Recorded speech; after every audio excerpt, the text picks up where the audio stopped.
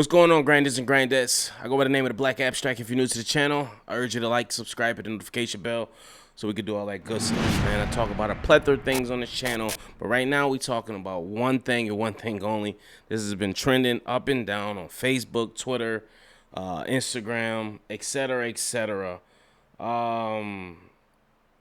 We got to talk about Irv Gotti, a.k.a. Nerve Gotti, as some people are saying, a.k.a. Ho Gotti. I didn't say that. That's just what people are saying. If you don't know, Irv Gotti is a music producer slash CEO of Murder Inc. Records, which is turned into the Inc. Records later on, responsible for the careers of Ja Rule, Ashanti, and also A&R'd and got deals for Jay-Z, DMX, and, you know, a couple other people as well, Mike Geronimo, etc., etc. So Irv Gotti's been running his rounds. To say he's not a legend will be disrespectful. He's definitely a legend. Took the Puffly formula in the early 2000s and reinvigorated it and put their spin on it. So the Murder Inc. run is less than legendary. Or I'm not going to say less than legendary, but it's definitely legendary. And they had the game in a chokehold once upon a time before 50 Cent came through and crushed the buildings. Now, Irv Gotti seems, recently he made his headlines for selling his publishing for $300 million, which was a feat in itself. Let's get a round of applause for that. So you'd think when he goes on Drink Champs, this is what he would talk about. But nope. Irv Gotti, none to shy away from headlines, is making his rounds. Instead of talking about inspiring up-and-comers or just people in the industry to, tell his tale of how he sold his masters and what the process was. Specifically, he goes on a Ashanti smear campaign for whatever reason. Now, some of you who don't know and some of you who don't care, Irv Gotti, I guess, dated Ashanti at one point in time. I'm guessing maybe that's how she got her deal. This is common back in the industry. You know, females did what they needed to do to secure the bag. And apparently they had a fling. And this all happened while Irv was married at the time. So Nori brings up, whatever the situation was. And Ashanti names gets brought up, several times in this interview. And Irv, what are you doing, dude? What are you doing? You just got a deal for 300. You just sold your masters for 300 million. And instead of celebrating that the right way, you go on this show with a Ja Rule and you have nothing nice to say about Ashanti. It's been 20 years, ladies and gentlemen. Yes, 20 years from the last time Ashanti and Irv Gotti made whoopee. 20 years. To say he isn't responsible for her career and her success, I would be lying. He is. But at the same time, she's moved on. You should too. From what you're telling us, she was a side girl in your marriage. And I guess she didn't want to be the side girl no more. So she went and met a gentleman who was popular in the industry at the time, who was probably one of the biggest rappers at the time. And his name was Cornelius Hayes, a.k.a. Nelly. And she decides to date him. And I guess you feel some type of way because you found out by watching the NBA package on TV and seeing this. And 20 years later, you are still a scorned man. You have to let it go. I know how it is. I've been in a bad breakup before. It's hard letting go sometimes. We know this. But come on, we bigger than this. We better than this. Irv, what you did was go on this show and make yourself look like a fucking cornball. And this has been the trend for Irv Gotti for years. He goes and says something stupid, and he makes himself look dumb.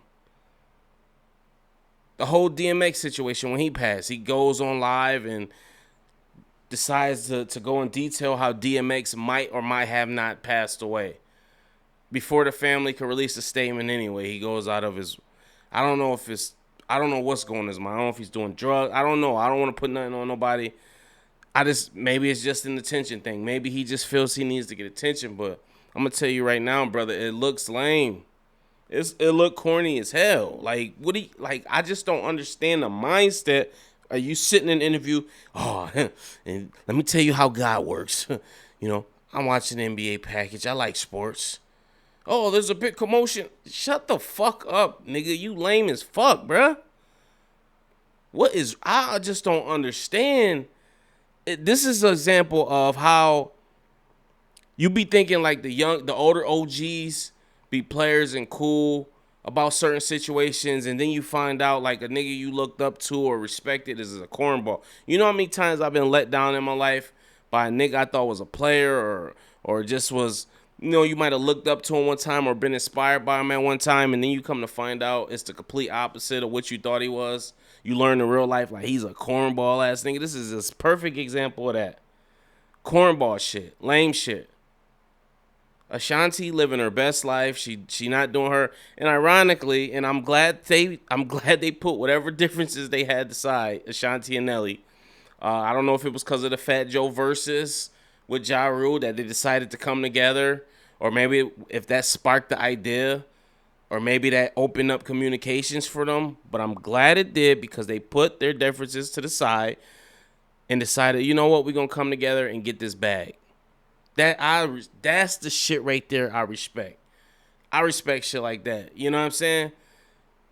I can't recall Nelly doing whole shit like that. He was fucking on Ashanti for years.